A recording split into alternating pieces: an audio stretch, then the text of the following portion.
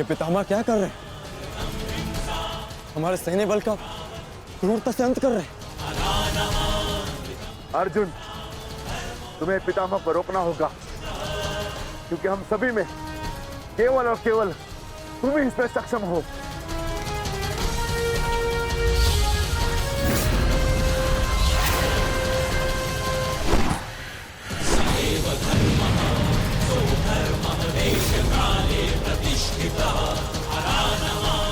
अर्जुन,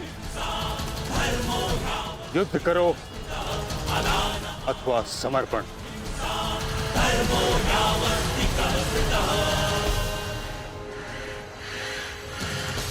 तुम्हारे मौन ने मुझे उत्तर दे दिया।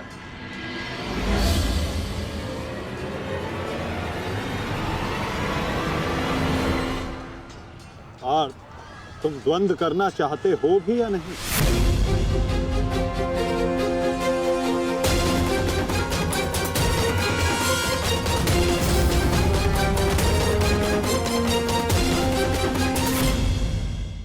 तुम्हारे मौन ने मुझे उत्तर दे दिया। उचित होगा पितामह कि आप अपनी ओर से कौरवों को भी आक्रमण करने की अनुमति दीजिए, क्योंकि आप तो मेरे साथ द्वंद्व में व्यस्त होने वाले हैं। मेरी ओर से लड़ रहे योद्धाओं का अपमान मत कीजिए पितामह। ठीक है अर्जुन,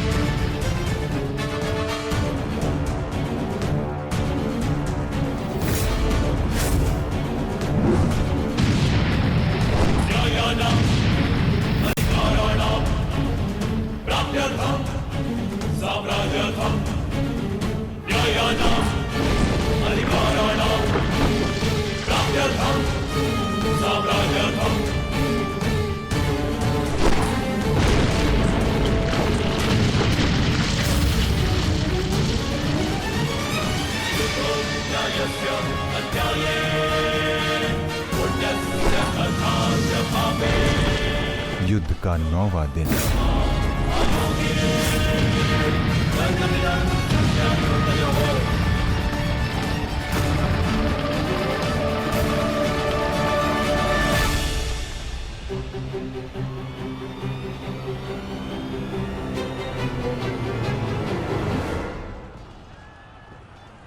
माधव, ये पितामह तो भ्राता युधिष्ठिर की ओर अपना रथ लेकर जा रहे हैं।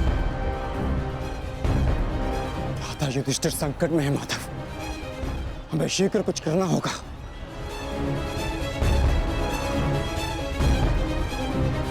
तुम भली भांति जानते हो युधिष्ठिर कि तुम मुझसे द्वंद्व करने में सक्षम नहीं हो। इस कारणवश अपने सैनिकों की आहुति देना बंद करो, समर्पण कर दो।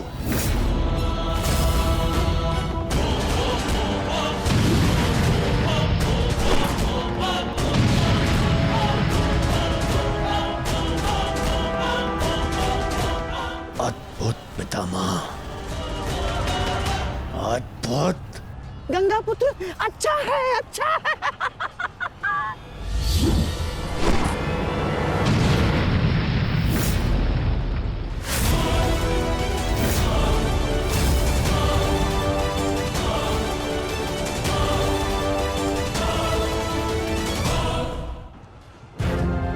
मेरे मार्ग से हट जाओ।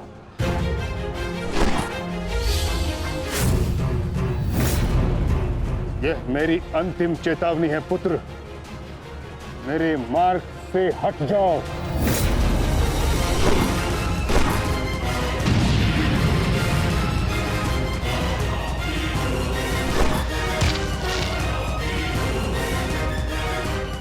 समर्पण करो।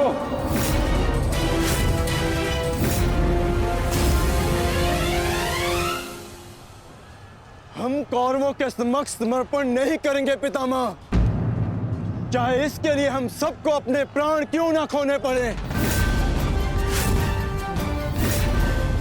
जब तक शरीर में अंतिम श्वास है, जब तक शरीर में रक्त की अंतिम बूंद है, हम समर्पण नहीं करेंगे पितामह, और ना ही हम रुकेंगे।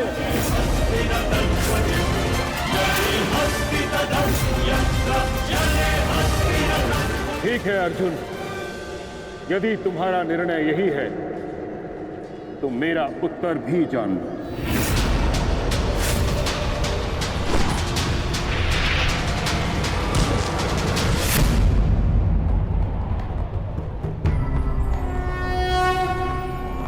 यदा यदा हि धर्मस्य गंगापुत्र, गंगापुत्र,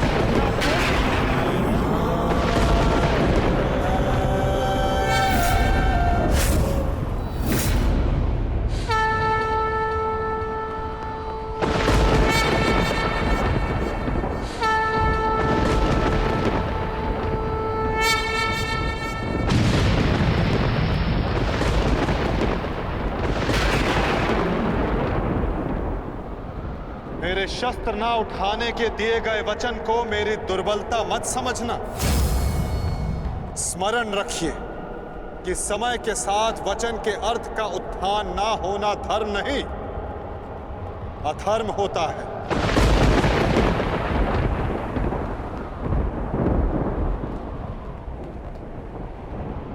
मैं केवल अपने कर्तव्य का पालन कर रहा हूं वासुदेव, और ऐसा करने से मुझे कोई नहीं रोक सकता। कोई भी नहीं।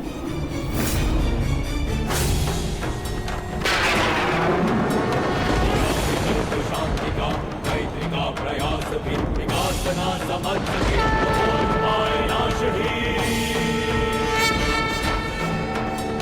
अबोध पे प्रहार से कर्ण रुद्र सब दानव का विनाश भी।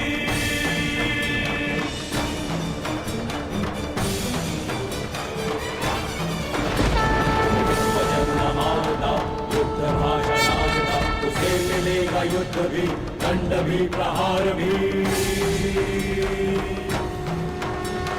कम कटेगा पाप का, नाश होगा नीच का, दमन करेंगे वासुदेव उसका अहंकार भी।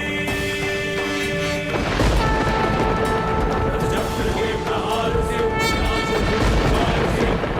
अग्नि कृष्ण की करेगी पाप का दलन। पाप से गति धरा राही मां पुकारती, ईश द्वार का अपना प्राण मांगती। सुंदरा गुरेंगे त्राण रच के एक नौ विधान, भूमिशाही करके पाप को रचेगी आरती।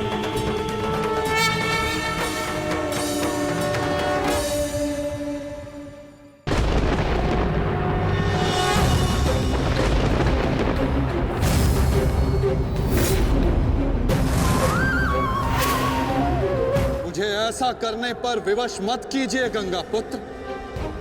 मैं आपका वध कर सकता हूं, और ऐसा करने के लिए मुझे शस्त्र उठाने की आवश्यकता नहीं, केवल ये चक्र ही पर्याप्त है।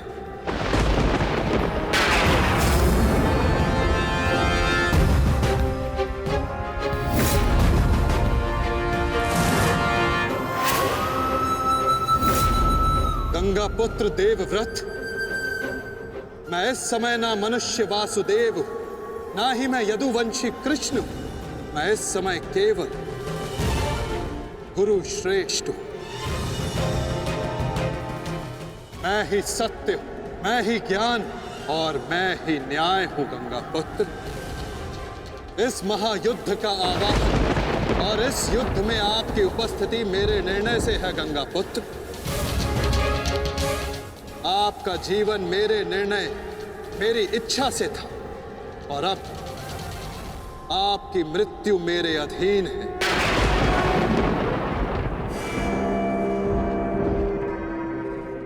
मैं पर ब्रह्म हूं, जिस पर कोई बंधन नहीं गंगा पुत्र, ना ही युद्ध के नियमों का और ना ही किसी प्रकार के वचनों का।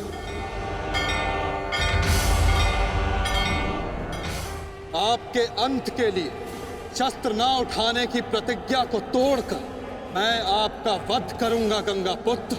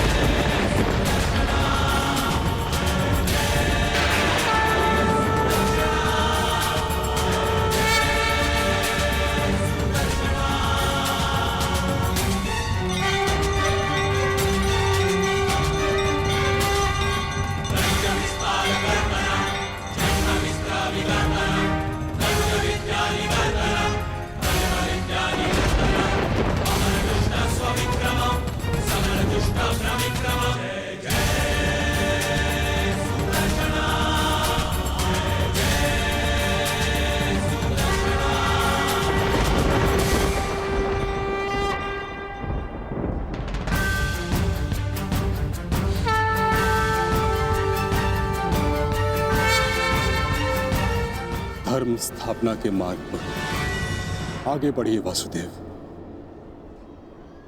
अंत कर दीजिए मेरे इस जीवन का।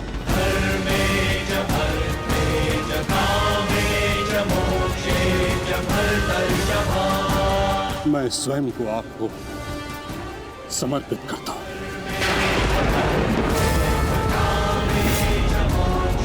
क्योंकि ना तो पांडव मेरे प्राण लेने में सक्षम है और ना ही मैं उन्हें मार पाऊंगा। मैंने सदैव धर्म का पालन किया, कभी अधर्म नहीं किया। यदि कोई अधर्म हुआ तो केवल ये कि मैंने आपको प्रतिज्ञा तोड़ने पर विवश किया। यदि आपको ऐसा लगता है कि आपने कोई अधर्म नहीं किया तो यह आपकी सबसे बड़ी भूल है गंगा पुत्र। अवश्य आपने सदैव धर्म का पालन किया गंगा पुत्र, किंतु केवल अपने लिए, अपने वचनों के लिए, और यही आपका सबसे बड़ा अधर्म है। क्योंकि जिसके पास शक्ति हो उसे स्वयं के लिए नहीं, संसार के लिए उत्तरदायी होना चाहिए, और जो आप नहीं हो पाए गंगा पुत्र।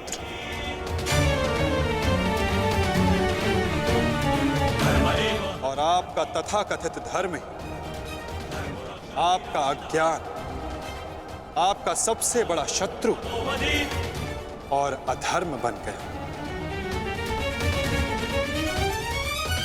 किंतु वासुदेव, मैंने तो सदैव वही किया जो मेरी अंतरात्मा ने कहा।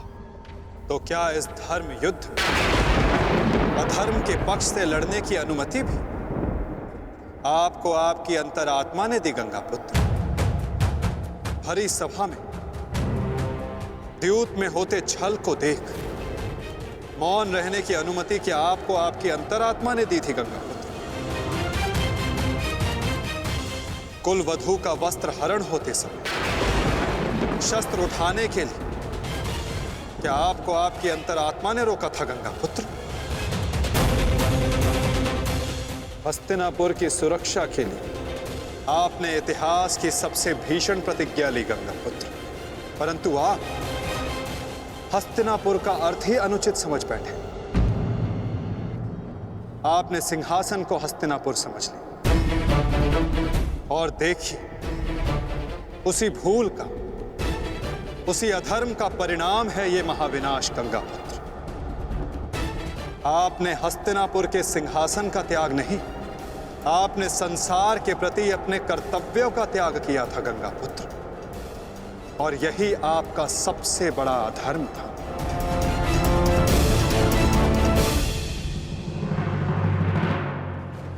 परिवर्तन ही संसार का नियम है गंगापुत्र, और संसार के कल्याण और उत्थान के लिए ऋतुएं भी स्वयं को परिवर्तित करती हैं। परंतु आपने परिवर्तन को नहीं स्वीकारा। जो स्थिर हो जाए वो मनुष्य नहीं, पाषाण है। और जो अपने विचार को कभी बदले नहीं, वो मानवता का शमशान है गंगापुत्र।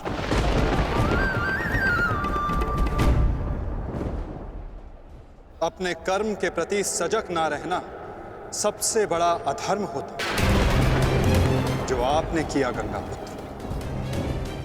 और यही इस महायुद्ध, इस महाभारत के होने का कारण बना।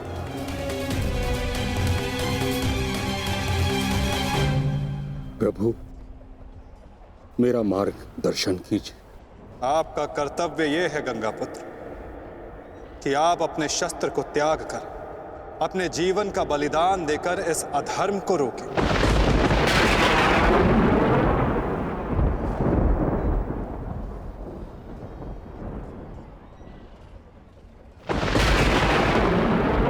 ठीक कहा वासुदेव। कदाचित मेरा अंत ही इस समस्या का समाधान है। आज जबकि मुझे अपनी भूल का भान हो गया है, मैं अपना प्रारब्ध स्वीकार करने के लिए तैयार हूं।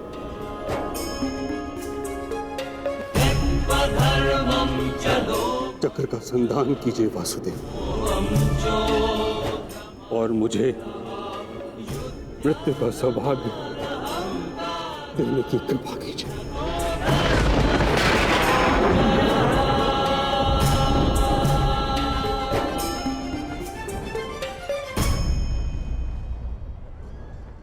ठीक है,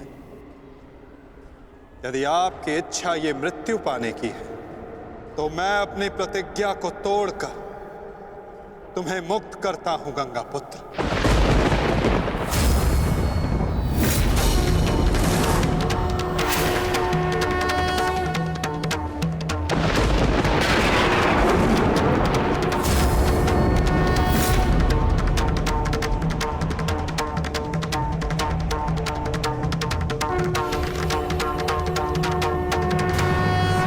नहीं माधव, आपने इस धर्म युद्ध का बीड़ा उठाया है।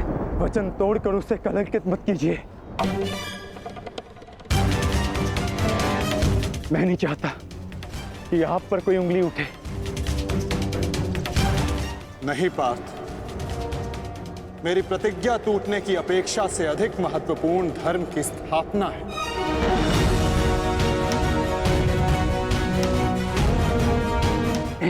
नहीं माता, नहीं।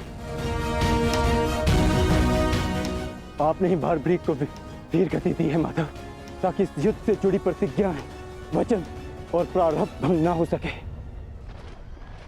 तो क्या आप स्वयं इसे तोड़ देंगे?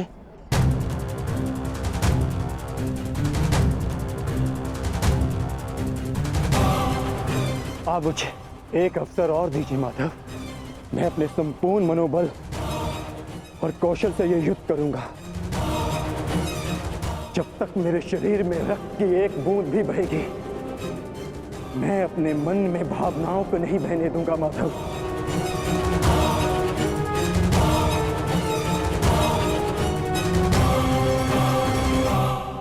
मैं पितामह का अंत करूंगा, अंत करूंगा, अंत करूंगा, अंत करूंगा।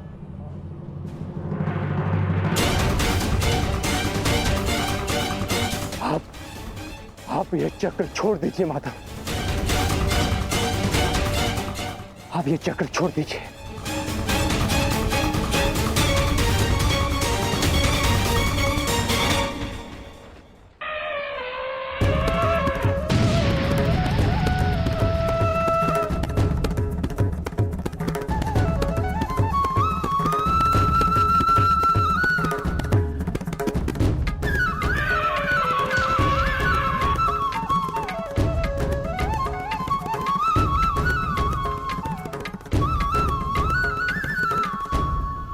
उठो पार्थ।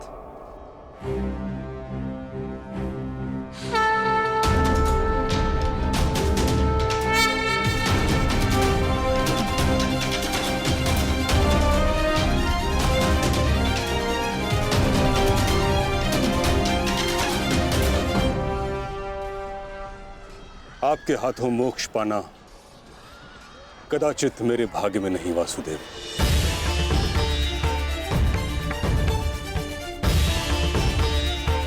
नहीं गंगा पुत्र, आपका वध करना मेरा प्रारब्ध ही नहीं था, अर्जुन का प्रारब्ध है। और मैंने ये चक्र संधान केवल इसलिए किया ताकि मैं अर्जुन को दिखा सकूं कि आपका भी वध करना असंभव नहीं।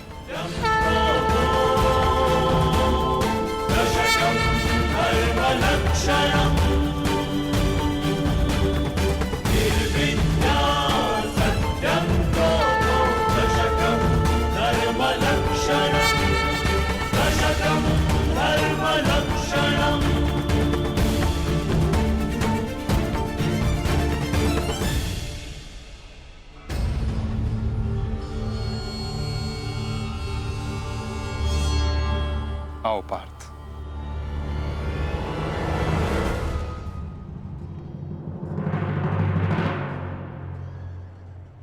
पुत्र अर्जुन, युद्ध आरंभ करें। मैं सज्ज हूं पितामह।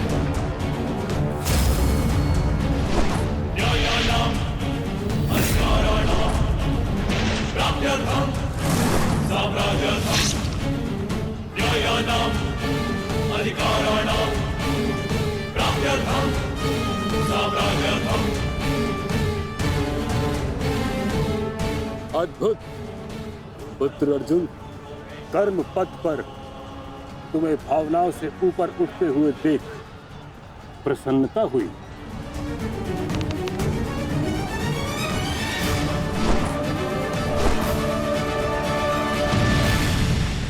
जब तक महामहिम के हाथ में शस्त्र हैं, उनके प्रहार की धारा कोई नहीं रोक सकता और ना ही उन्हें कोई निरस्त्र कर सकता है।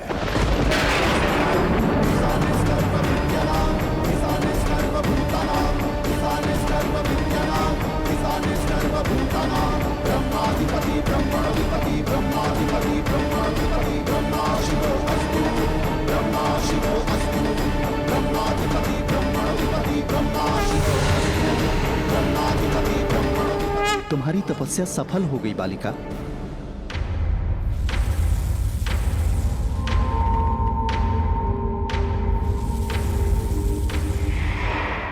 मांगो, क्या मांगना चाहती हो? गंगा पुत्र भीष्म का नाश। किंतु गंगा पुत्र का वध मेरे वश में भी नहीं है शिखंडिनी। परंतु अपने जीवन का अंत तो मेरे वश में है ना। 2 बार मैं अपना जीवन त्याग कर चुकी हूं। इस बार भी मैं फिर जन्म लूंगी और अगले जन्म में भीष्म का अंत करने आऊंगी।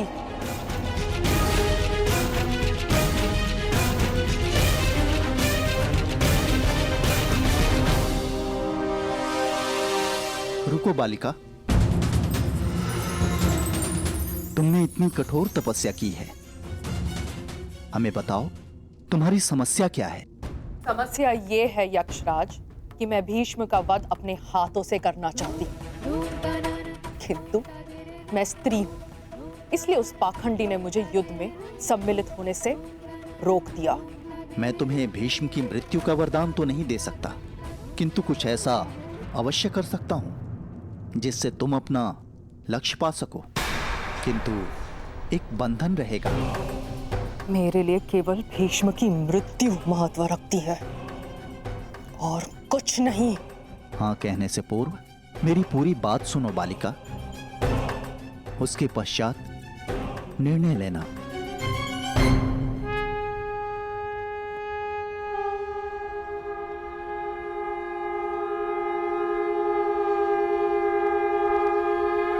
पुत्र अर्जुन, आज तुम कुशलता पूर्वक लड़े, परंतु मेरे वध के लिए यह पर्याप्त नहीं। हाँ, क्योंकि महामहिम के पास तुम सबके नाश के लिए पर्याप्त अस्त्र है धनुर्धारी अर्जुन।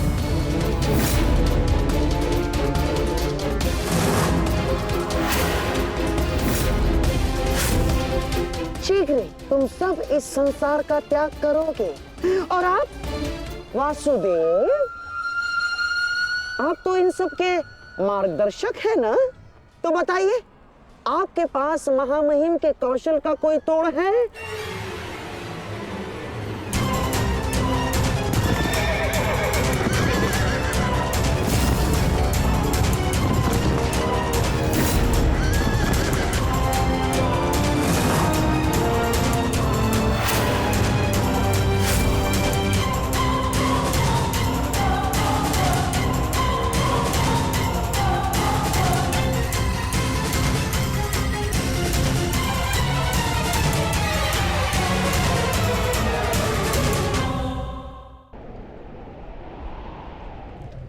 आज मैंने पूरे सामर्थ्य से पितामह का सामना किया, परंतु उन्हें परास्त करने में असफल रहा।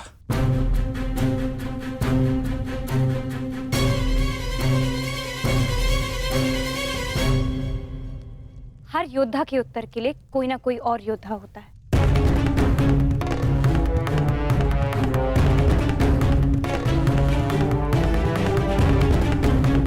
केशव, आप ही तो कहते हैं ना कि कभी कभी भाग्य स्वयं चलकर हमारे पास आता है, किंतु शिखंडिनी अब तक क्यों नहीं आई? उसे इतना समय क्यों लग रहा है केशव?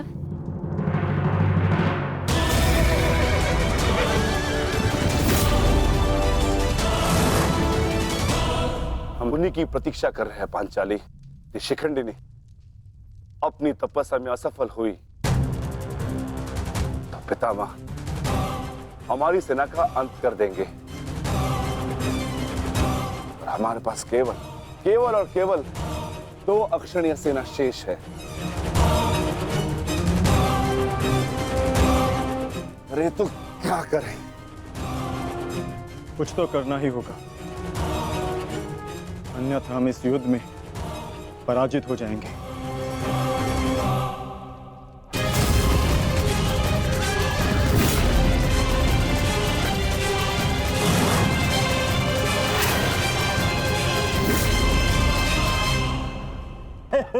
विजय हमारी हुई आज फिर से।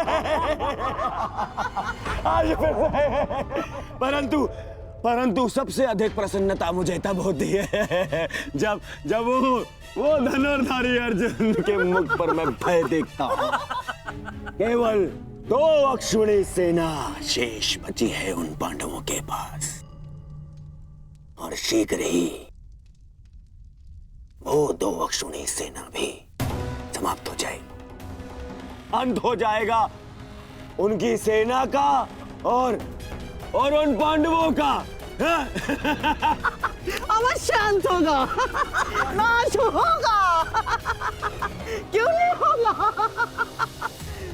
परंतु खेद है अंगराज, आप इस युद्ध में लड़ नहीं पाएंगे, क्योंकि महामहिम जिस वेग से पांडवों की सेना को नष्ट कर रहे हैं, उससे तो ऐसा प्रतीत होता है कि ये युद्ध कल ही समाप्त हो जाएगा। गांधार नरेश, युद्ध अभी तक समाप्त नहीं हुआ है।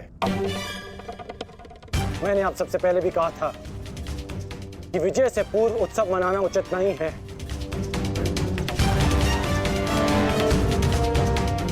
हो सकता है कि कल पांडवों को महामहिम के प्रहार की ढाल मिल जाए।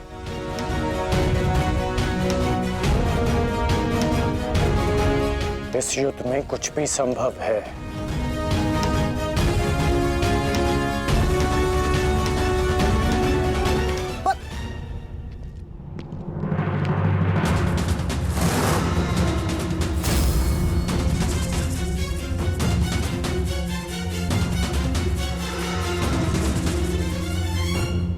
कौन हो तुम?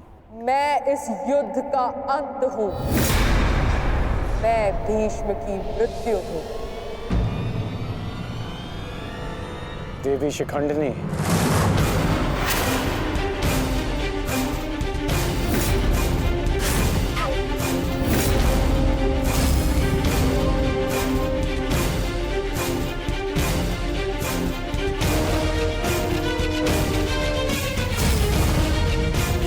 देवी नहीं देव, स्त्री नहीं पुरुष, शिखंडिनी नहीं।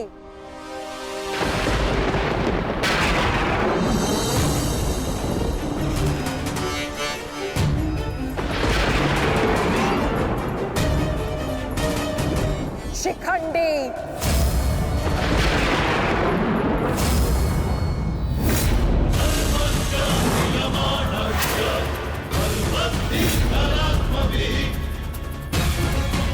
ये मैं हूँ और कल मेरे उस वचन की पूर्ति होगी जो मैंने पांचाल युद्ध में तुम्हें दिया था अंगराज। एक दिन ऐसा आएगा अंगराज जब भीष्म मेरे सामने खड़ा होगा और वहां ना तुम उसकी रक्षा कर सकोगे ना तुम्हारा ब्रह्मास्त्र। स्मरण रखना, एक महायुद्ध होगा, महाविनाश होगा और उस विनाश को तुम भी नहीं रोक पाओगे।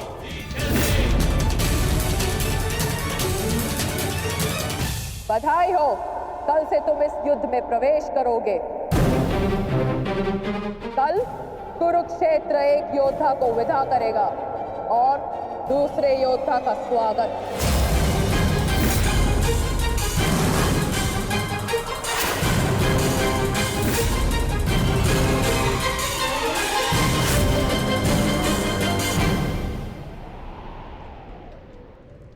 जो भी होता है केवल समय के अनुसार होता है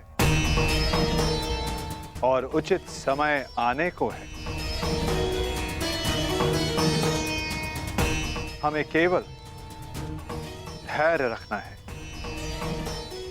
जब तक उचित समय नहीं आ जाता। शिखंडिनी कुरुक्षेत्र पहुंच चुकी है।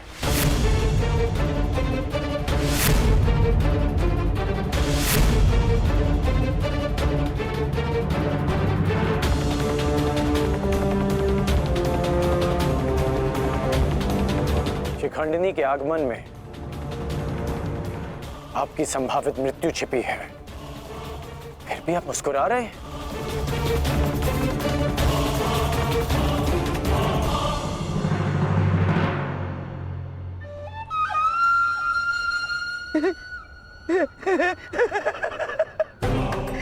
अब समझ आया महामहिम कि आप मुस्कुरा क्यों रहे हैं।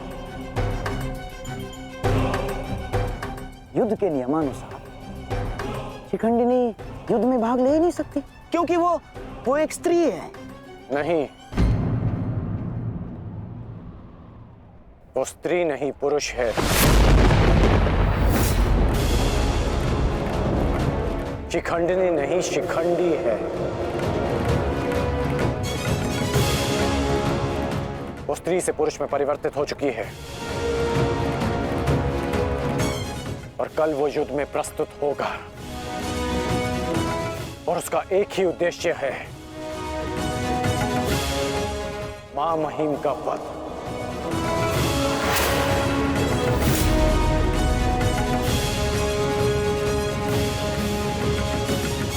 हाँ, एक स्त्री अपने प्रतिशोध की आग के चलते पुरुष बन गई। अद्भुत। भला ये कैसे संभव हुआ? कैसे हुआ वो छोड़िए मामाश्री, अब ये बताइए कि करना क्या है।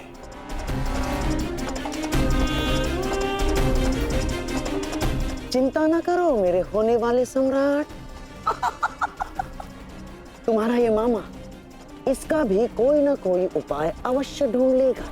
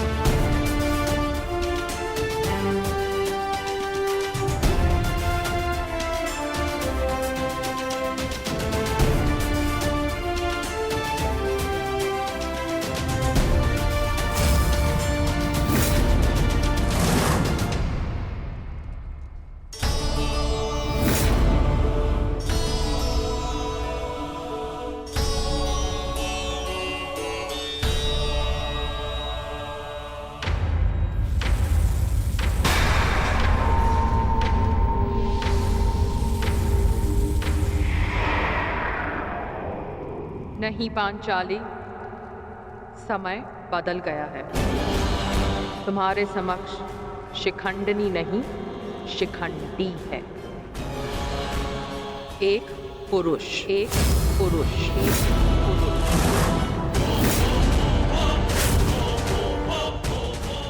और तुम्हें पर पुरुष का स्पर्श करने की अनुमति नहीं है।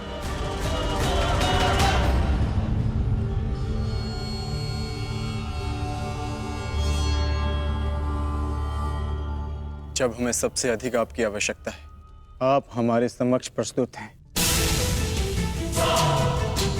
इसके लिए आपका धन्यवाद। मैं यहाँ अपने आवश्यकता और अपने उद्देश्य के लिए आया हूँ।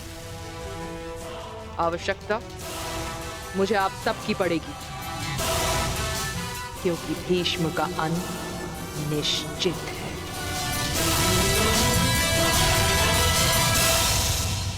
ये मेरा वचन है, हम आपका पूर्ण रूप से समर्थन करेंगे, फिर चाहे कुछ भी हो जाए। युद्ध भूमि में हम आपके साथ खड़े रहेंगे और अंत तक युद्ध करेंगे। हमें ये कार्य कल ही संपन्न करना होगा, क्योंकि मेरे पास मेरे जीवन का लक्ष्य पूर्ण करने के लिए केवल एक ही दिन है।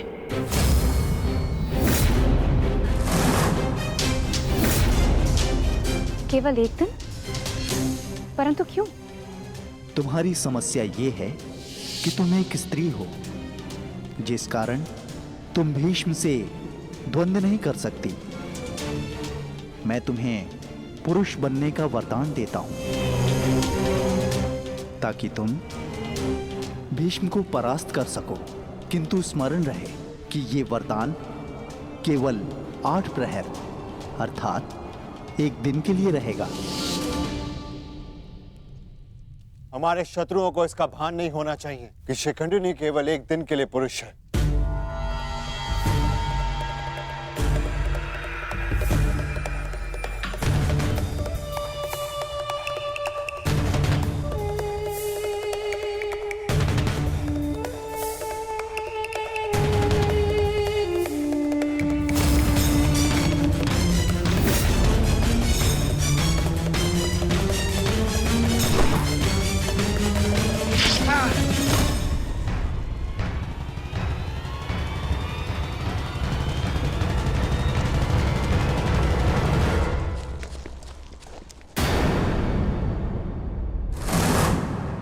अपने वेश से ये गंधा का निवासी प्रतीत होता है।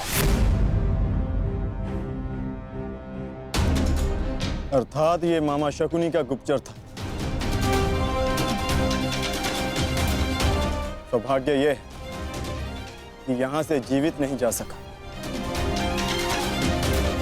किंतु इस गुप्तचर का संदेश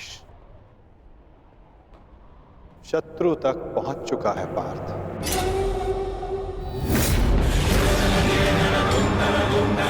केवल 8 प्रहर, केवल 8। उसके पश्चात ना उस शिखंडी का कोई अस्तित्व रहेगा और ना ही भीष्म पितामह कोई संकट होगा।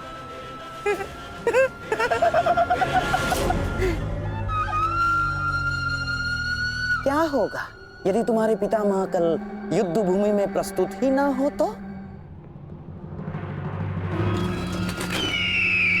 उत्तम विचार मामाश्री। मैं एक योद्धा हूं और मृत्यु के भय से छुपूंगा नहीं।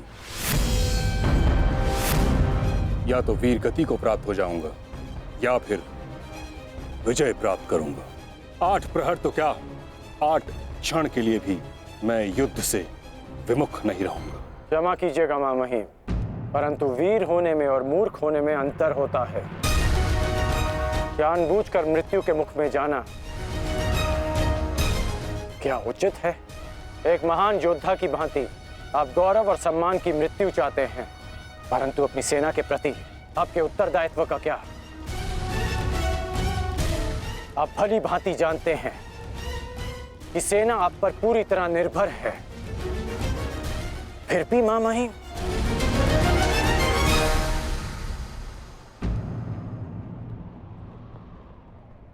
अंगराज ठीक कह रहे हैं पितामह।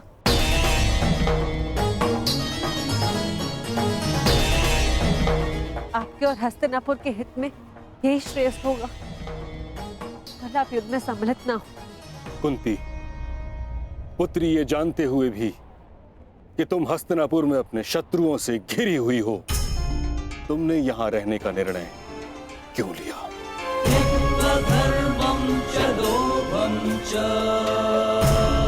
क्योंकि हम सब कर्तव्यबद्ध हैं। मैं भी अपने कर्तव्य का पालन कर रहा हूं। यह मेरा अंतिम निर्णय है और मुझे ऐसा करने से कोई नहीं रोक सकता।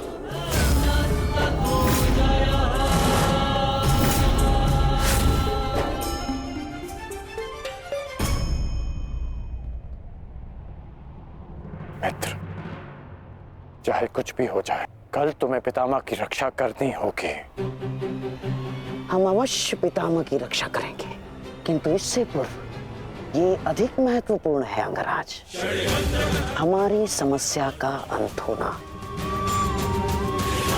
हमें समय मिलते ही शिखंडी का वध करना होगा।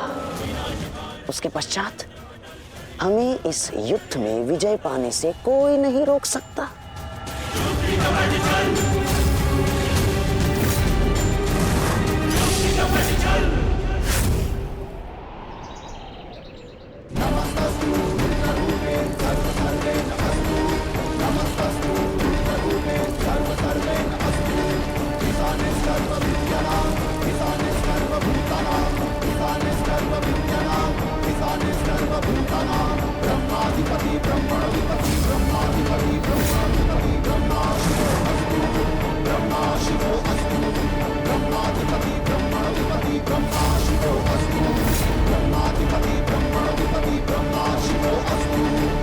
मामहीम, गंगापुत्र,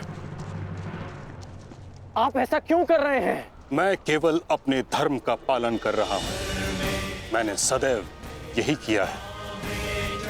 युद्ध भूमि में पूर्ण सहयोग दूंगा और यदि इस युद्ध भूमि में मेरा अंत हो गया तो मुझे इस बात का गर्व होगा कि एक योद्धा का अंत रणभूमि में होगा।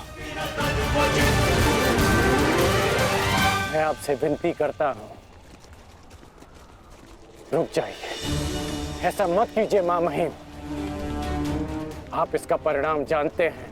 रुक जाइए मामहीम। आपको वचन देने के कारण मैं 9 दिनों तक रणभूमि से दूर रहा, क्योंकि मुझे लगता था कि आप जो भी निर्णय लेंगे वो हस्तिनापुर और हमारी सेना के हित में होगा। विश्वास था कि आपके होते हुए हम ये युद्ध नहीं हार सकते। फिर क्यों आप ऐसा कर रहे हैं? एक कौरव भरे अंत के लिए आप पूरी कौरव सेना का संहार नहीं कर सकते। क्या इसलिए आपने सूत पुत्र को युद्ध भूमि से दूर रखा? यदि तुम्हें ऐसा लगता है तो ठीक है। सूत पुत्र कर्ण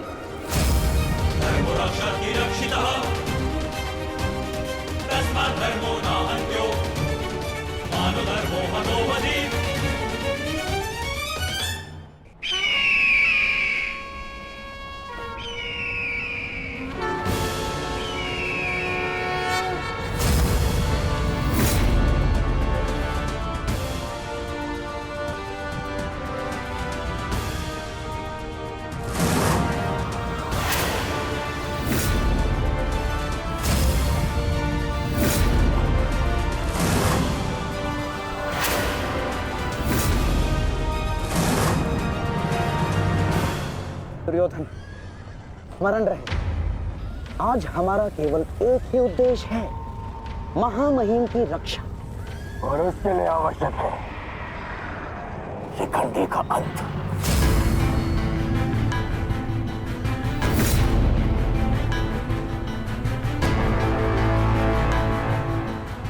आज मैं शिखंडिनी का कवच बनकर उनकी रक्षा करूंगा। चाहे कुछ भी हो जाए, हमें शिखंडिनी को पितामह तक पहुंचाना ही होगा। स्मरण रखना पार्थ, किसी के जीवन का उद्देश्य पूर्ण करने में उसकी सहायता करने से अधिक पुण्य और आनंद किसी और कार्य में नहीं आता। और मुझे पूर्ण विश्वास है कि तुम पूर्ण रूप से अपना कार्य पूरा करोगे पार्थ। आक्रमण! आक्रमण!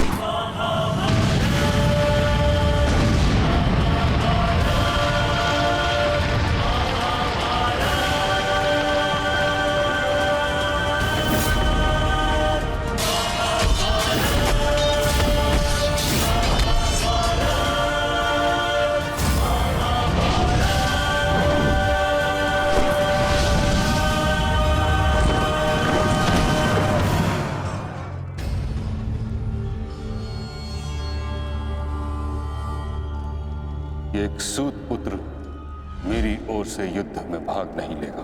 भले ही कर्ण अंगराज है, परंतु यह बात भी सत्य है कि इसका जन्म एक सूत के घर हुआ है। पुत्र,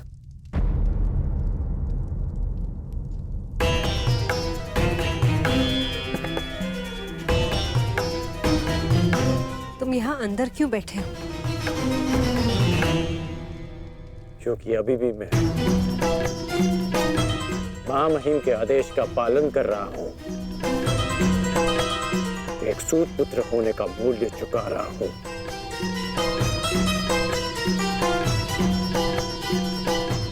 अर्थात तुम पितामह को अभी भी नहीं समझ पाए कर्ण पुत्र। उन्होंने तुम्हें युद्ध में भाग लेने से इसलिए नहीं रोका क्योंकि तुम एक सूत पुत्र हो, इसलिए रोका क्योंकि वो जानते हैं कि तुम मेरे पुत्र हो।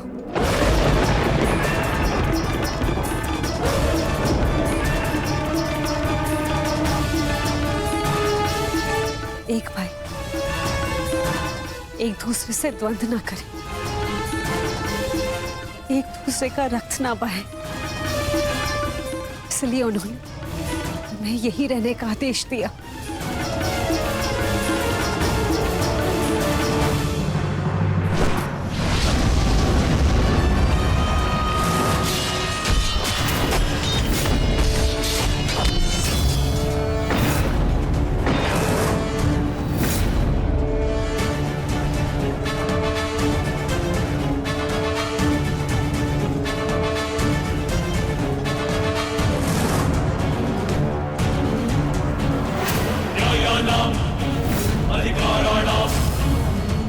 दुर्योधन, ये रहा हमारा आखेट।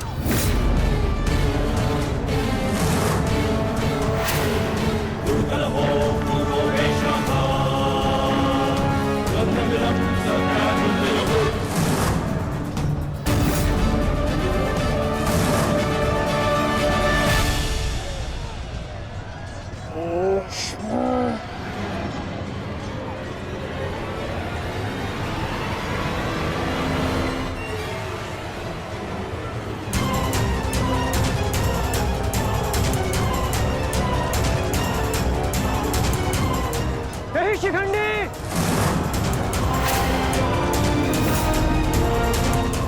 शिखंडी रुक जाओ।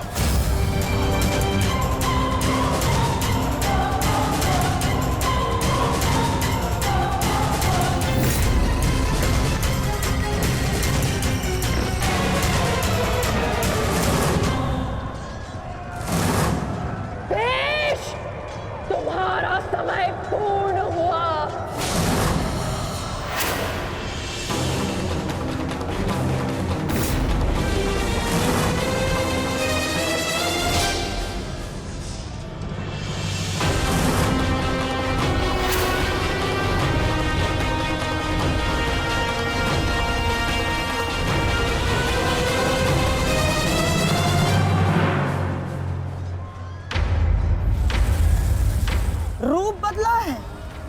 परंतु युद्ध कौशल का स्वरूप नहीं बदला तुम्हारा। अब देखना यह है कि पुरुष बनकर कुछ पौरुष बचा भी है या नहीं। पुरुष के भांति लड़ सकते हो या नहीं। माधव, हमें शीघ्र अतिशीघ्र शिखंडी तक पहुंचना होगा।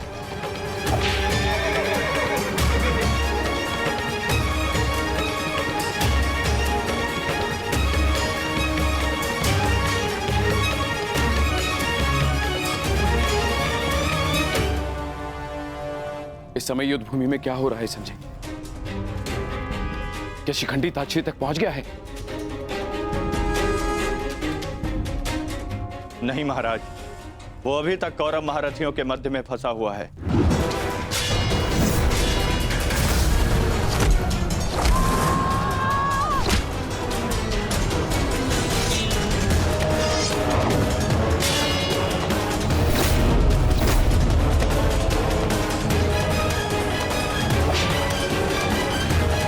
शिखंडी है कहां? कितना समझाया था फिर भी ये न्यू तोड़कर कहां चला गया शिखंडी?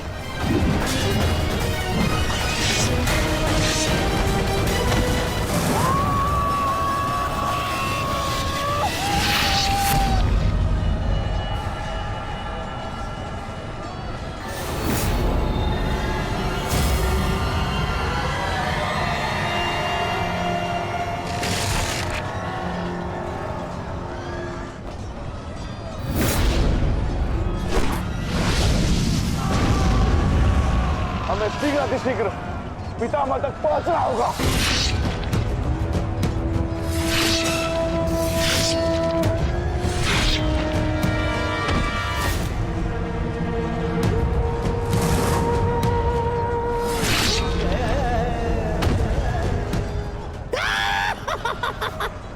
पितामह की सबसे बड़ी बाधा का अंत हुआ।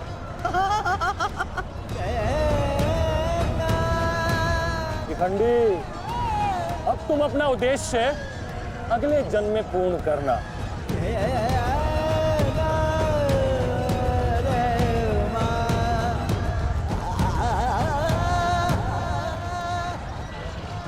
आधा दिन बीत चुका है माधव, किंतु शिखंडी कहीं नहीं दिख रहा।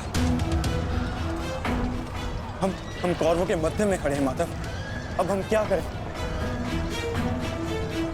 तुम शिखंडी की चिंता मत करो पार्थ।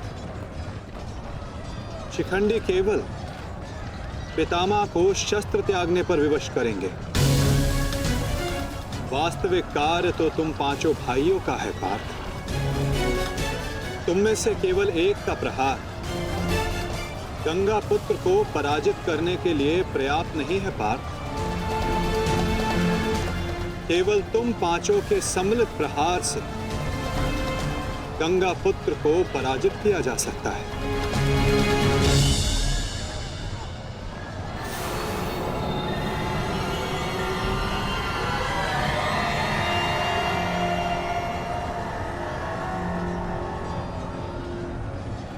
आओ पुत्रों,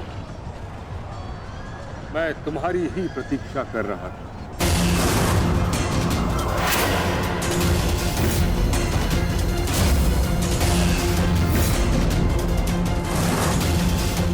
मेरा सम्मान करते हो, परंतु शत्रु पर प्रहार करना तुम्हारा कर्तव्य है, ये मत भूलना।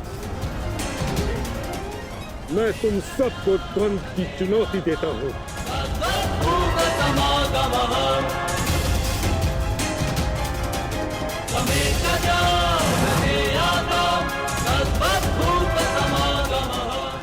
तुम पांचों मिलकर मेरा अंत कर सकते हो।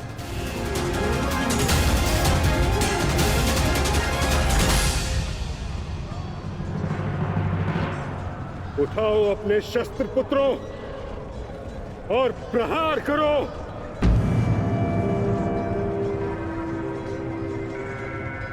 यह तुम्हारे पितामह का आदेश है।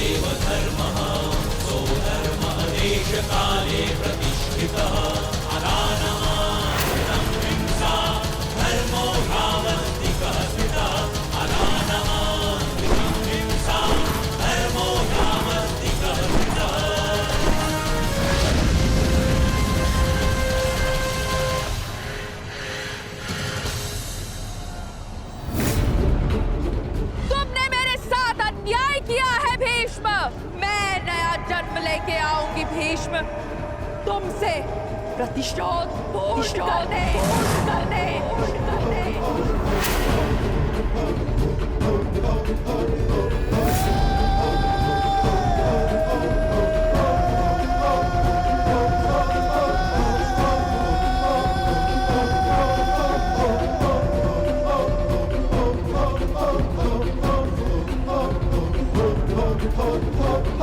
भीष्म की मृत्यु से पहले मैं खुद की मृत्यु को हावी नहीं होने दे सकता।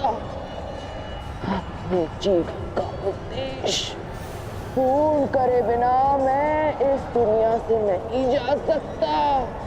भीष्म का अंत निश्चित है।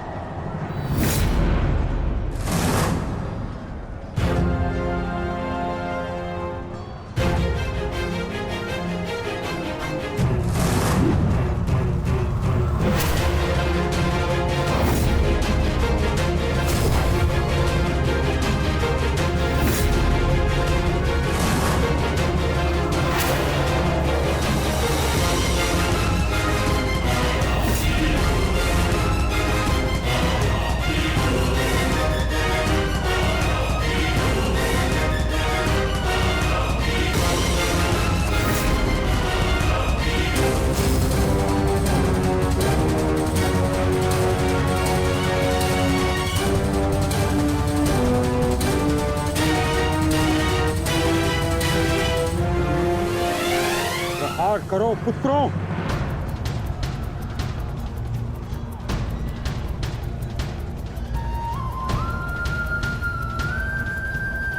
भीम पुत्र, मेरे साथ द्वंद्व करो। इसके बाद तुम्हें मुझसे द्वंद्व करने का अवसर नहीं मिलेगा।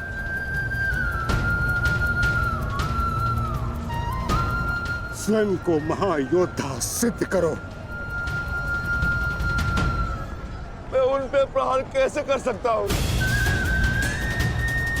जिन्होंने सदैव मुझे सीख दी है?